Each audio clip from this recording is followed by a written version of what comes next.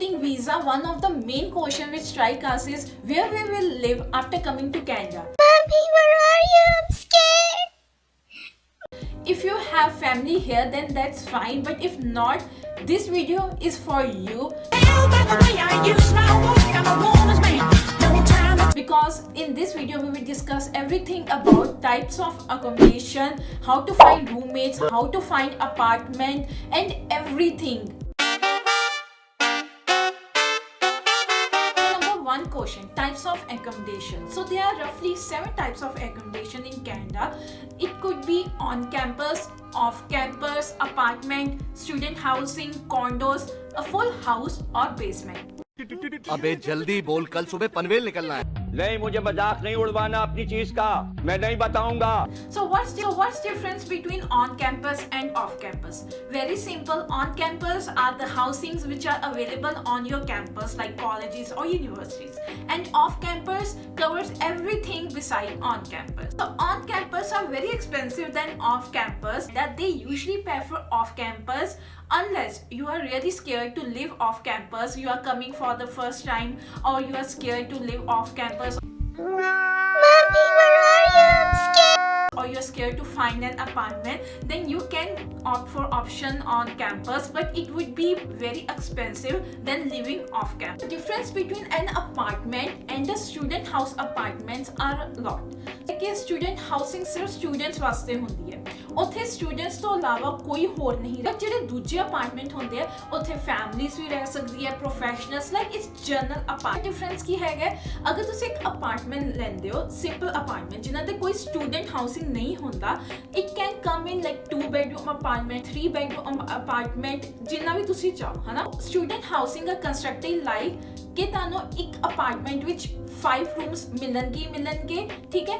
But now here the thing, you will only pay for 1 room, you will share kitchen, living area and washroom. Usually अगर 5 bedroom apartment है तो 2 washrooms ਤਾਂ ਹੁੰਦੇ ਹੀ ਹੁੰਦੇ ਆ। But ਜਿਹੜਾ ਦੂਜਾ ਅਪਾਰਟਮੈਂਟ ਹੈ ਉਹਦੇ ਤੁਸੀਂ ਰੂਮ ਰੈਂਟ ਨਹੀਂ ਕਰਦੇ, ਤੁਸੀਂ ਹੋਲ ਅਪਾਰਟਮੈਂਟ ਰੈਂਟ ਕਰਦੇ ਹੋ ਐਜ਼ ਅ ਫਰੈਂਡਸ, ਔਰ ਜਿੱਦਾਂ ਵੀ ਤੁਹਾਨੂੰ ਕੋਈ ਵੀ ਰੂਮਮੇਟ ਮਿਲਦਾ ਹੈ, and later you share the living area, kitchen etcetera. But ਤੁਹਾਡੀ ਲੀਜ਼ ਤੇ ਜਿਹੜਾ ਡਾਕੂਮੈਂਟ ਤੁਸੀਂ ਸਾਈਨ ਕਰਨਾ ਹੈ ਉੱਥੇ ਕੁਝ ਨਹੀਂ ਲਿਖਿਆ ਹੋਏਗਾ ਕਿ ਤੁਹਾਡਾ ਸਿਰਫ ਇੱਕ ਰੂਮ ਦਾ ਰੈਂਟ ਹੈ, you are renting the whole apartment, ਠੀਕ ਹੈ। ਸਟੂਡੈਂਟ ਹਾਊਸਿੰਗ ਵਿੱਚ ਜੋ ਤੁਸੀਂ ਲੀਜ਼ ਸਾਈਨ ਕਰਦੇ ਹੋ ਉਦੋਂ ਉੱਥੇ ਸਪੈਸੀਫਿਕਲੀ ਲਿਖਿਆ ਹੁੰਦਾ ਹੈ that you are renting room A for example in unit 302। ਤੇ ਜਿਹੜਾ ਨਾਰਮਲ ਅਪਾਰਟਮੈਂਟ ਹੈ ਉਹ ਤੁਸੀਂ ਪੂਰਾ ਅਪਾਰਟਮੈਂਟ ਰੈਂਟ ਕਰੋਗੇ, ਭਾਵੇਂ ਲੀਜ਼ ਉੱਤੇ 2 ਲੋਕਾਂ ਦਾ ਨਾਮ ਹੋਵੇ, 3 ਲੋਕਾਂ ਦਾ ਨਾਮ ਹੋਵੇ, ਕੋਈ ਫਰਕ ਨਹੀਂ ਪੈਂਦਾ। ਬਟ ਸਟੂਡੈਂਟ ਹਾਊਸਿੰਗ ਵਿੱਚ ਤੁਸੀਂ ਇੱਕ ਰੂਮ ਕਰ ਸਕਦੇ ਹੋ। ਤੇ ਹੁਣ अरे कहना क्या चाहते हो? ਫਿਰ ਅਗਲਾ ਵੀ ਡਿਫਰੈਂਸ ਇਹ ਹੈਗਾ ਕਿ ਸਟੂਡੈਂਟ ਹਾਊਸਿੰਗ ਵਿੱਚ ਜੋ ਤੁਸੀਂ ਇੱਕ ਰੂਮ ਰੈਂਟ ਕਰਦੇ ਹੋ ਉਹ ਸਿਰਫ ਤੁਸੀਂ ਆਪਦੇ ਲਈ ਰੈਂਟ ਕਰਦੇ ਹੋ, ਤੁਸੀਂ ਉਹਨੂੰ ਸ਼ੇਅਰ ਨਹੀਂ ਕਰ ਸਕਦੇ। ਜੇ ਤੁਸੀਂ ਅਪਾਰਟਮੈਂਟ ਰੈਂਟ ਕਰਦੇ ਹੋ ਉਸ ਵਿੱਚ ਤੁਸੀਂ ਇੱਕ ਰੂਮ ਵਿੱਚ ਭਾਵੇਂ 2 ਲੋਕੀ ਰਹੋ, ਭਾਵੇਂ 3 ਲੋਕੀ ਰਹੋ, that's totally up to you. And student housing apartment are generally closer to campus, that's why they are student housing, and they are very safe, they have high security, and the apartments can be further from the campus. And if you're coming to Canada ਤੇ ਤੁਹਾਨੂੰ Canada ਵਿੱਚ ਕੋਈ ਨਹੀਂ ਜਾਣਦਾ, I would say you should prefer student housing apartment because other apartments doesn't have that much privacy. And now second type under off campus is condos. Condos are just like apartments, but they are way expensive than apartment because they are constructed like a 5-star hotel. Condos ਵਿੱਚ ਤੁਹਾਨੂੰ additional facility ਵੀ ਮਿਲਦੀ ਹੈ। if they are charging you a lot, they are providing you additional facility like condos ਵਿੱਚ usually ਤੁਹਾਡੇ within ਤੁਹਾਡੇ unit ਵਿੱਚ ਉਹਦੇ ਵਿੱਚ ਤੁਹਾਨੂੰ laundry ਦੀ ਵੀ ਸਰਵਿਸ ਮਿਲੇਗੀ। usually ਅਗਰ ਤੁਸੀਂ student housing apartment ਲੈਂਦੇ ਹੋ ਜਾਂ normal apartment ਲੈਂਦੇ ਹੋ, laundry shared ਹੁੰਦੀ ਹੈ either basement ਵਿੱਚ ਜਾਂ ਕੋਈ floor ਤੇ ਜਾ ਕੇ ਬਹੁਤ ਸਾਰੀ machines ਹੁੰਦੀ ਹੈ ਤੇ ਤੁਹਾਨੂੰ ਉੱਥੇ ਜਾ ਕੇ ਕੱਪੜੇ ਧੋਣੇ ਹੁੰਦੇ ਆ।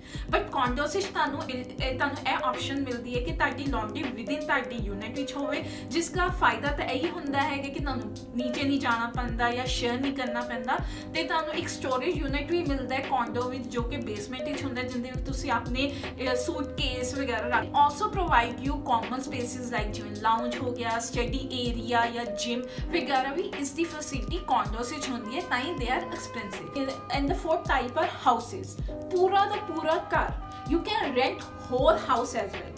ਇਹ ਕਿਵੇਂ ਬੈਨੀਫੀਸ਼ੀਅਲ ਹੈ ਅਗਰ ਤੁਸੀਂ ਗਰੁੱਪ ਆਫ 5 ਸਟੂਡੈਂਟਸ ਆ ਰਹੇ ਹੋ ਜਾਂ 6 ਸਟੂਡੈਂਟ ਆ ਰਹੇ ਹੋ, ਤੁਹਾਨੂੰ ਪਤਾ ਤਾਂ ਹੈ ਫਰੈਂਡਸ ਨਾਲ ਆ ਰਹੇ ਨੇ ਜਾਂ ਫਿਰ you know somebody here who are willing to share with you at least 4 to 5 people, then I think houses are very good. So houses give you very comfort and cozy feeling. Usually apartments ਜਾਂ condo ਐਵੇਂ ਲੱਗਦਾ ਜਿਵੇਂ ਤੁਸੀਂ hotels ਵਿੱਚ ਰਹਿ ਰਹੇ ਹੋ, ਤੁਹਾਨੂੰ ਘਰ ਵਰਗੀ ਫੀਲਿੰਗ ਨਹੀਂ ਆਉਂਦੀ, ਬਟ ਅਗਰ ਤੁਸੀਂ ਘਰ ਹੀ ਰੈਂਟ ਕਰਦੇ ਹੋ ਤੁਹਾਨੂੰ ਘਰ ਵਾਲੀ ਫੀਲਿੰਗ ਆਉਂਦੀ ਹੈ। ਉਹਦੇ 'ਚ ਬੇਸਮੈਂਟ ਵੀ ਹੁੰਦੀ ਹੈ, ਤੁਹਾਨੂੰ ਬੈਕਯਾਰਡ ਵੀ ਮਿਲਦੀ ਹੈ, ਬਹੁਤ ਸਾਰਾ ਸਪੇਸ ਮਿਲਦਾ ਹੈਗਾ and they are expensive, that's why you have to divide the rent between so many and then is basement. ਅਗਰ ਤੁਸੀਂ ਬਰੈਂਪਟਨ ਜਾਂ ਫਿਰ ਟੋਰਾਂਟੋ ਏਰੀਆ ਜਾਂ ਫਿਰ ਕੋਈ ਮੇਜਰ ਸਿਟੀ ਵਿੱਚ ਜਾ ਰਹੇ ਹੋ, ਯੂਜਲੀ ਸਮਾਲ ਸਿਟੀਜ਼ ਵਿੱਚ ਬੇਸਮੈਂਟ ਇੰਨੀ ਨਹੀਂ ਹੁੰਦੀਆਂ ਨੇ ਬਟ ਇੰਨੀਆਂ ਨਹੀਂ ਹੁੰਦੀਆਂ, ਬਟ ਅਗਰ ਤੁਸੀਂ ਇਹਨਾਂ ਸਿਟੀਜ਼ ਵਿੱਚ ਆ ਰਹੇ ਹੈਗੇ ਹੋ then option is basement as well, furnished versus unfurnished. ਹੁਣ ਕਈ ਅਪਾਰਟਮੈਂਟ ਹੁੰਦੇ ਆ ਜਿਹੜੇ ਤੁਹਾਨੂੰ ਸਾਰਾ ਕੁਝ ਦੇਣਗੇ, ਟੇਬਲ ਚੇਅਰ ਬੈਡ ਮੈਟਰਸ ਸਾਰਾ ਕੁਝ ਦੇਣਗੇ, ਔਰ ਕਈ ਹੁੰਦੇ ਨੇ ਜਿਨ੍ਹਾਂ ਕੁਝ ਨਹੀਂ ਹੁੰਦਾ। They are cheaper than furnished apartments. But if you are coming to Canada for the first time और ਤੁਹਾਨੂੰ ਕੋਈ ਇੱਥੇ ਇੰਨਾ ਜਾਣਦਾ ਨਹੀਂ ਹੈ, I would say go for furnished apartment.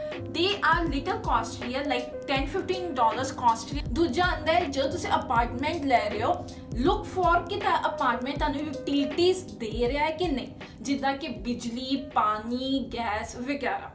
Usually gas ਤੇ ਪਾਣੀ ਤਾਂ ਅਵੇਲੇਬਲ ਹੁੰਦਾ ਹੈਗਾ, ਉਹ ਤਾਂ ਵਿੱਚ ਹੀ ਹੁੰਦਾ ਰਹਿੰਦੇ। ਫਰਕ ਪੈਂਦਾ ਹੈ ਵਾਈਫਾਈ ਦਾ ਤੇ ਹਾਈਡੋ ਦਾ।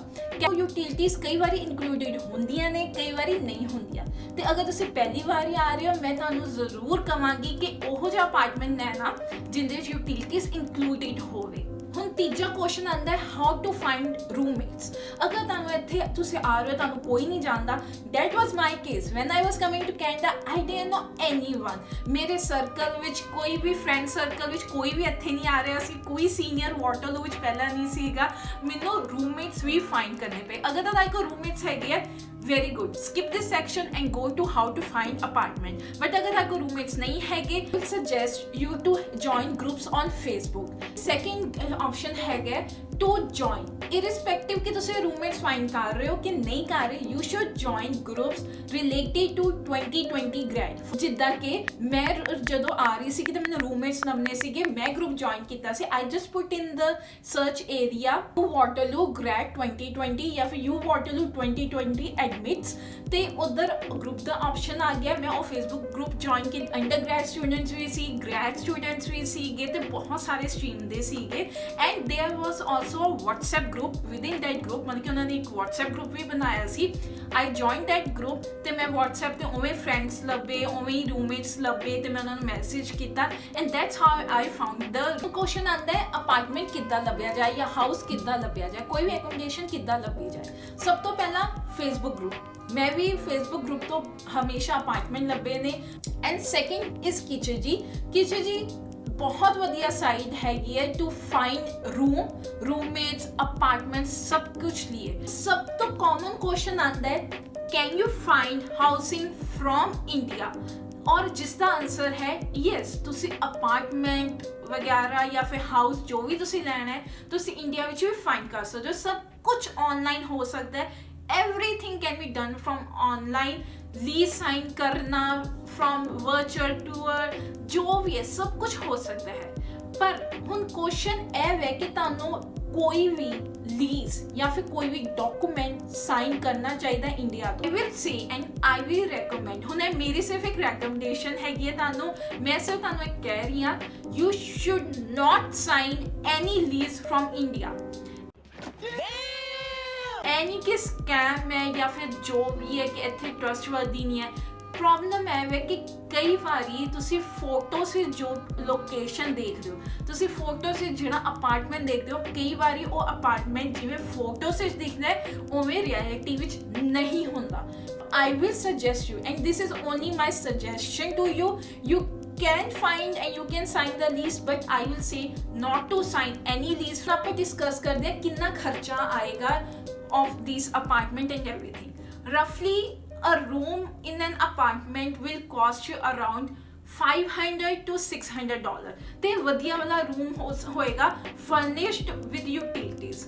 ਤੇ ਇਹ ਘੱਟ ਵੀ ਜਾ ਸਕਦਾ ਕਿ ਤੁਸੀਂ ਅਪਾਰਟਮੈਂਟ ਸ਼ੇਅਰ ਕਰਦੇ ਹੋ ਕਿਸੇ ਨਾਲ, It can be $200-300। ਹੁਣ ਆਪਾਂ ਚੱਲਦੇ ਆ ਅਗਲੇ ਕੁਐਸਚਨ। ਅਗਰ ਤੁਸੀਂ ਪੈਂਡੈਮਿਕ ਵਿੱਚ ਆ ਰਹੇ ਹੋ ਵੀਜ਼ਾ ਤੇ ਹੁਣ ਜਦੋਂ ਤੁਸੀਂ ਆਓਗੇ ਕਿੱਧਰ ਰਹੋਗੇ, ਕਿਉਂਕਿ ਤੁਹਾਨੂੰ ਕੁਆਰੰਟਾਈਨ ਕਰਨਾ ਪੈਣਾ 14 ਦਿਨ ਲਈ।